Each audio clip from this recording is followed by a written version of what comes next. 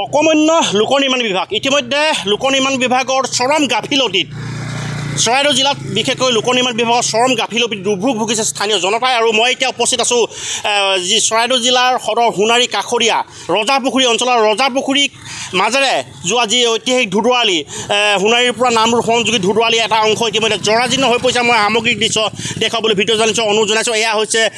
নামৰূপ সোণাৰীৰ পৰা নামৰূপ সংযোগী ঐতিহাসিক ধুদুৱালি অংশ। আৰু এনেদৰে ৰজাপুখুৰীত বৃহৎ বৃহৎ গাঁতৰ সৃষ্টি হোৱাৰ পাছতো স্থানীয় যি লোক নিৰ্মাণ বিভাগ সোণাৰী জিলা লোক নিৰ্মাণ বিভাগ কিন্তু ৰহস্যজনকভাৱে নীৰৱ। তেওঁলোকে আচলতে এই পথছোৱা মেৰামতি কৰিবলৈ তেওঁলোকে কোনো ব্যৱস্থাই গ্ৰহণ নকৰা অভিযোগ উত্থাপিত হৈছে, যাৰ পৰিপ্ৰেক্ষিতত স্থানীয় জনতাই আচলতে এই পথটোৱেদি জমৰ যাতনা ভোগ কৰি যাতায়াত কৰিবলৈ বাধ্য হৈ গৈছে। মই দৃশ্য দেখুৱাইছোঁ কেনেদৰে আচলতে বৃহৎ বৃহৎ গাঁতৰ সৃষ্টি হৈছে এই পথটোত, কিন্তু তাৰ পাছতো লোক নিৰ্মাণ বিভাগে এই পথটো নিৰ্মাণ কৰাৰ ক্ষেত্ৰত কোনো ব্যৱস্থা গ্ৰহণ নকৰা অভিযোগ উত্থাপিত হৈছে। মোৰ লগত স্থানীয় ব্যক্তি উপস্থিত আছে, স্থানীয় দল সংগঠনৰ নেতা উপস্থিত আছে। মই প্ৰথমতে আছুৰ নেতৃত্বৰ ওচৰলৈ গৈছোঁ। বিভিন্ন সময়ত বিভিন্ন ৰাইজে দাবী উত্থাপন কৰিছে যে ৰাস্তা পদূলি উন্নয়ন হ'ব লাগে, কিন্তু চৰকাৰে সদায় ঢাক ঢোল বজাইছে যে অসম উন্নয়নৰ পথত অসমৰ ৰাস্তা পদূলিসমূহ ইতিমধ্যে মেৰামতি কৰা হৈছে, পকীকৰণ কৰা হৈছে, কিন্তু তাৰ নগ্ন প্ৰতিছবিখন ৰজাপুখুৰী এইটো অংশই উদঙাই দিছে। কি ক'ব? চাওক, এই যি পথটি ঐতিহাসিক ধুদৰালি,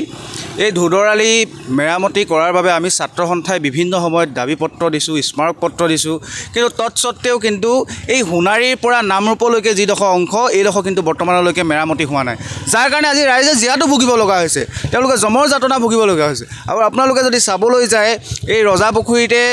অসামৰিক চিকিৎসালয় আছে আৰু সেই প্ৰতিটো সময়তে ৰোগীসকল ইয়ালৈ আহ যাহ কৰি থাকে। গতিকে তেওঁলোকে আচলতে জমৰ যাতনা ভুগি পিনি এই চিকিৎসালয়লৈ বুলি আহে আৰু তেওঁলোকে আচলতে শংকা লৈ আহে যে তেওঁলোকে যদি কেনেবাকৈ ইয়াত অঘটন এটা সংঘটিত হয় তেনেকুৱা ধৰণৰ এটা শংকা তেওঁলোকে মনত লৈ আহে। গতিকে আমি এই মুহূৰ্তত ছাত্ৰ সন্থাই এটা কথা আমি স্পষ্টৰূপে আমি লোক নিৰ্মাণ বিভাগক জনাব বিচাৰিছোঁ যে এই আমাৰ যি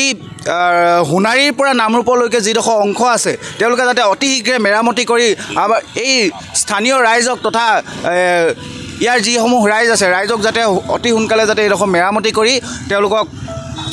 পথছোৱা অকণমান সুচল কৰি তোলে। কৈছিল এয়া আছিল তেওঁলোকৰ মন্তব্য। এটা মই পুনৰবাৰ সামগ্ৰিক দৃশ্য দেখুৱাবলৈ অনুৰোধ জনাইছোঁ। এয়া হৈছে চৰাইদেউ জিলাৰ অন্যতম মেৰুদণ্ডস্বৰূপ ঐতিহাসিক ধুদুৱালি আৰু ধুদুৱালি এটা অংশ। বিগত সময়ত আচলতে যি দল সংগঠনে প্ৰতিবাদ কৰা পৰিপ্ৰেক্ষিতত ইতিমধ্যে সোণাৰী নগৰৰ পৰা যি গড়মূৰলৈ ধুদুৱালি এটা অংশ নিৰ্মাণ কৰা হ'ল যদিও, কিন্তু শেহতীয়াকৈ আমি যদি চাওঁ সোণাৰী নগৰৰ পৰা যি নামৰূপ সংযোগী পথ এই ধুদুৱালি এইটো অংশ আচলতে জৰাজীৰ্ণ হৈ পৰিছে। তাৰ পাছতো লোক নিৰ্মাণ বিভাগে কোনো ব্যৱস্থা গ্ৰহণ নকৰা অভিযোগ উত্থাপিত হৈছে। আৰু মোৰ লগত যি যুৱ ছাত্ৰ পৰিষদৰ নেতাকৰ্মী উপস্থিত আছে, তেওঁলোক অকণমান আগুৱাই আহিবলৈ অনুৰোধ জনাইছোঁ। আপোনালোকে যিহেতু আমি বিভিন্ন সময়ত প্ৰতিবাদ কৰি আহিছে, প্ৰতিবাদৰ ফলশ্ৰুতিত ইতিমধ্যে সোণাৰীৰ পৰা আমি গড়মূৰলৈ যে এটা পথ ইতিমধ্যে লোক নিৰ্মাণ বিভাগে মেৰামতি কৰিবলৈ দায়িত্ব দিছে। মন্ত্ৰী আহিছে, মন্ত্ৰীয়ে ধমক দিবলগীয়া পৰিৱেশ হৈছে, তাৰ পাছতো কিন্তু বিভাগীয় কৰ্তৃপক্ষ নীৰৱ। কাৰণটো কি? ৰাজ্যৰ যিটো বিয়াগম বিভাগ, এই বিয়াগম বিভাগ লোক নিৰ্মাণ বিভাগ সম্পূৰ্ণ ব্যৰ্থ হৈছে আৰু ইয়াৰ ব্যৰ্থতাৰ কাৰণে আচলতে আমাৰ ৰাইজে স্থানীয় ৰাইজে আচলতে জীয়াতো ভুগিব লগা হৈছে। আজি আপোনালোকে দেখিছে যে ধুদৰালি নিৰ্মাণৰ কাৰণে আমি অসম জাতীয় যুৱ ছাত্ৰ পৰিষদ চৰাইদেউ জিলা সমিতিয়ে আমি বিগত দিনসমূহত আমি স্মাৰক পত্ৰ প্ৰেৰণ কৰিছোঁ, আমি তীব্ৰ প্ৰতিবাদী কাৰ্যসূচী গ্ৰহণ কৰিছোঁ, পথ অৱৰোধৰে কাৰ্যসূচী গ্ৰহণ কৰিছোঁ। তাৰ পিছৰ পৰ্যায়ত তেওঁলোকে সোণাৰীৰ পৰা গড়মূৰলৈকে আচলতে যি পথছোৱা নিৰ্মাণ কৰিবৰ কাৰণে ধুদৰালি আচলতে তেওঁলোকে ব্যৱস্থা গ্ৰহণ কৰিলে, কিন্তু আজিৰ তাৰিখত আচলতে সোণাৰীৰ পৰা নামৰূপ সংযোগী যিটো পথ এই পথৰ চোৱা কিন্তু ৰাইজে জীয়াতো ভুগিব লৈছে, কোনো ধৰণৰ তেওঁলোকে ব্যৱস্থা কৰা নাই। গতিকে আমি গৰিহণা জনাইছোঁ আৰু অতি শীঘ্ৰে নিৰ্মাণ কৰিব লাগিব। আৰু যদি কোনো ধৰণৰ নিৰ্মাণ নকৰে তেতিয়াহ'লে আহি থকা সময় ৰাইজৰ অভিভাৱকত কিন্তু আমি তীব্ৰ গণ আন্দোলন কৰিবলৈ কিন্তু আমি সাজু আছোঁ। আজি আপোনালোকে দেখিছে যে ৰজাপুখুৰীস্থিত যিটো সমীপৰ যিটো পথ, এই সমীপৰ পথছোৱাত আচলতে আপোনালোকে দেখিছে যে দ গাঁত হৈ আছে। যোৱাকালি এজাক ডাঙৰ বৰষুণৰ ফলত আছে এই দ গাঁতবিলাক আচলতে দেখি পোৱা নগৈ 3খনমান বাইক আচলতে তাতে পথ দুৰ্ঘটনা সংঘটিত হ'ব লগা হৈছে। ভাল আছিলে যে তেওঁলোকে কোনো ধৰণৰ মৃত্যুৰ মুখত নপৰিলে। গতিকে আমি অসম জাতীয় যুৱ ছাত্ৰ পৰিষদে আমি আহ্বান জনাইছোঁ অতি শীঘ্ৰে সোণাৰীৰ পৰা নামৰূপ যিটো সংযোগী পথ ধুদৰালিৰ এই পথছোৱা তেওঁলোকে নিৰ্মাণ কৰিব লাগিব আৰু কোনো ধৰণৰ ব্যৱস্থা নকৰিলে কিন্তু আমি তীব্ৰ গণ আন্দোলন কাৰ্যসূচী গ্ৰহণ কৰিবলৈ বাধ্য আছোঁ। কাৰণ আমি যোৱাটো বিগত দিনসমূহত আমি দেখিছোঁ যে চৰাইদেউ জিলাৰ অভিভাৱক মন্ত্ৰী বিমল বৰা ডাঙৰীয়াও আহি আচলতে তেওঁলোকে পথৰ পৰাই আচলতে তেওঁলোকে ধমক দিব লগা হৈছে লোক নিৰ্মাণ বিভাগক। গতিকে শীঘ্ৰে নিৰ্মাণ কৰিব লাগিব আৰু যদি নিৰ্মাণ নকৰে তেতিয়া আহি থকা সময়ত তীব্ৰ গণেৰে আন্দোলন গঢ়ি তোলা হ'ব আচলতে আচলতে তেওঁ মন্তব্য এটা ক'ব লাগিব যে মন্ত্ৰীয়ে ধমক দিয়ে আচলতে ঠিকেই থাকে মন্ত্ৰীয়ে বিভাগীয় কৰ্মচাৰী বিভাগীয় ঠিকাদাৰ যি লোক নিৰ্মাণ বিভাগৰ কৰ্মচাৰী ইতিমধ্যে ধমক দিয়া আমি ND24 সম্প্ৰচাৰ কৰিছিলোঁ কিন্তু তাৰ পাছতো লোক নিৰ্মাণ বিভাগে আজি পৰ্যন্ত এই ছোৱা পথ তেওঁলোকে নিৰ্মাণ কৰিবলৈ কিয় ব্যৱস্থা গ্ৰহণ কৰা নাই ই নিশ্চয় আজি তেওঁৰ অতি গুৰুত্বপূৰ্ণ বিষয় মই স্থানীয় এজন যুৱক আছে তেওঁৰ পৰা জানিব চেষ্টা কৰিম যিহেতু নেকি ৰজাপুখুৰী অঞ্চলতে বিদ্যালয় আছে চিকিৎসালয় আছে সোণাৰীলৈ নিতৌ অহা যোৱা কৰে শ ছাত্ৰ ছাত্ৰী নাম সুদূৰ দিল্লী ঘাটৰ পৰা অহা যোৱা কৰে তাৰ পাছতো কিন্তু ধুদৰালিটো নিৰ্মাণ কৰা নাই গোটেই বিষয়টো আচলতে কি সূচাইছে হয় চাব লাগিব যেহেতুকে ক'বলৈ লাজৰ বিষয় যেহেতুকে আজি এই ৰজাপুখুৰী অঞ্চলত আপুনি চাব পাৰিব আগফালে দুখন বিদ্যালয় আছে অলপ আগতে গ'লে এখন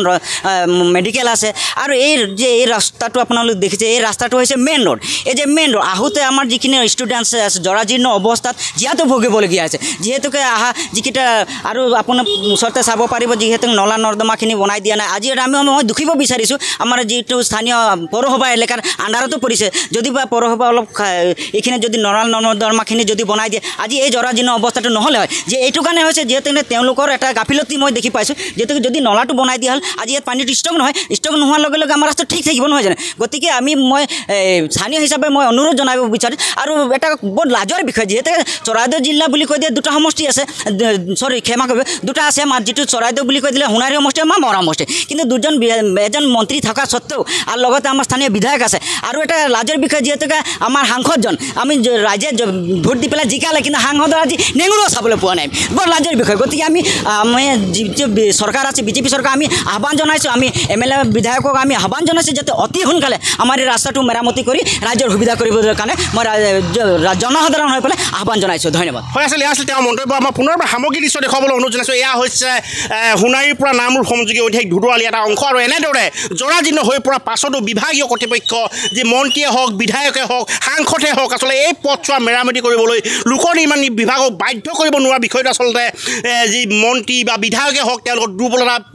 দিশটো আচলতে প্ৰকট কৰি তুলিছে আৰু এই ক্ষেত্ৰত বিভাগীয় কৰ্তৃপক্ষ লোক নিৰ্মাণ বিভাগে আচলতে কেনেদৰে পথছোৱা উন্নয়ন সাধিব কেনেদৰে জনসাধাৰণক উপকৃত কৰিব আচলতে পৰৱৰ্তী দিনবোৰতে স্পষ্ট হৈ পৰিব হয়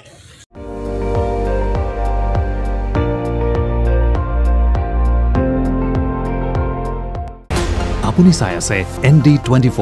সৰ্বশ্ৰেষ্ঠ নহয় সৰ্বোত্তমৰ দৌৰ